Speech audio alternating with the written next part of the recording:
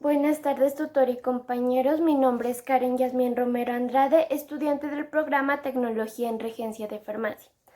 Bueno, en este caso voy a exponer principalmente las funciones que compone la membrana celular y el transporte de la membrana celular. Voy a empezar explicando la membrana celular.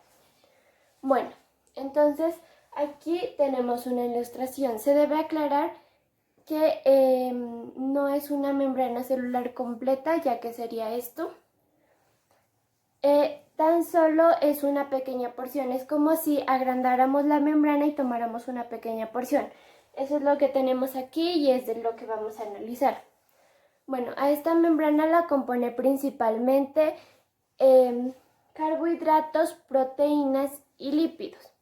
Bueno, se caracteriza por ser una membrana bilipídica. ¿Qué quiere decir esto? Que si quisiéramos y con procedimientos especiales y bien hechos, podríamos dividirla por la mitad, o sea, en dos partes. Bueno, en esa membrana bilipídica podemos encontrar fosfolípidos y colesterol, que sirven más que todo para estructura y flexibilidad de la membrana celular. Se debe aclarar que estos componentes varían dependiendo de la ubicación y la función de la célula de la cual se vaya a estudiar. Bueno, esta membrana cumple unas determinadas funciones en la célula, que son: una de sus principales funciones es de delimitación. ¿Qué quiere decir esto? Que nos permite determinar un campo interior y un campo exterior. También se caracteriza por ser una barrera semipermeable. Esto quiere decir que solo permite la entrada de cierto tipo de sustancias que sean beneficiosas para la célula. Esto depende mucho de los procesos que vaya a realizar la célula y qué cosas necesita para su buen funcionamiento. También permite el intercambio de sustancias e información viendo si son de provecho para esta célula. También puede identificar la composición química y sus características. Y la otra es que puede almacenar sustancias que ayudan a crear las gradientes.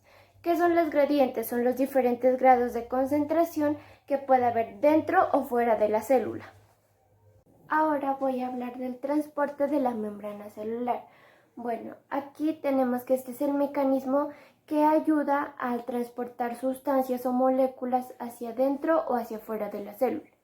Bueno, esto depende mucho de la sustancia o de la molécula que se vaya a transportar. Para esto podemos dividirlo en dos espacios.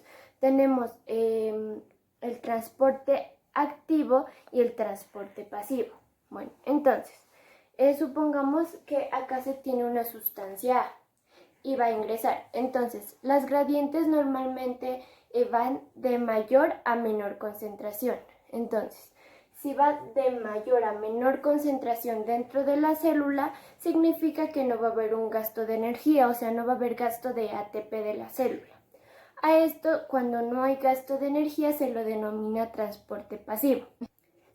Siendo el caso contrario, que sea de mayor a menor, como esto es muy poco probable que ocurra, significa que hay un gasto de ATP o hay un gasto de energía. Entonces, esta es la gran diferencia de las dos. En la una ocurre un gasto de energía y en la otra no. Bueno, entonces tenemos el transporte activo. En el transporte activo tenemos dos tipos: un transporte activo primario y un transporte activo secundario. En el transporte activo primario hay un gasto de energía, pero esa energía se gasta de las mismas moléculas que se vayan a transportar. Bueno, aquí tenemos un ejemplo común que es las bombas de sodio-potasio, en la cual se va a transportar sodio hacia afuera de la célula y potasio hacia adentro de esta. Entonces, este sería un ejemplo del transporte activo primario. Y tenemos que este proceso ocurre a través de los poros de la membrana. En el transporte activo secundario tenemos que esa energía que no se utilizó en el transporte activo primario sí se gasta en el secundario, y esa energía sirve para que las mismas gradientes hagan el transporte hacia adentro y hacia afuera de la célula. Bueno, del otro lado tenemos el transporte activo, que se clasifica en difusión facilitada y difusión simple. Bueno, la difusión simple es la que va a favor de las gradientes. ¿Qué quiere decir a favor de las gradientes?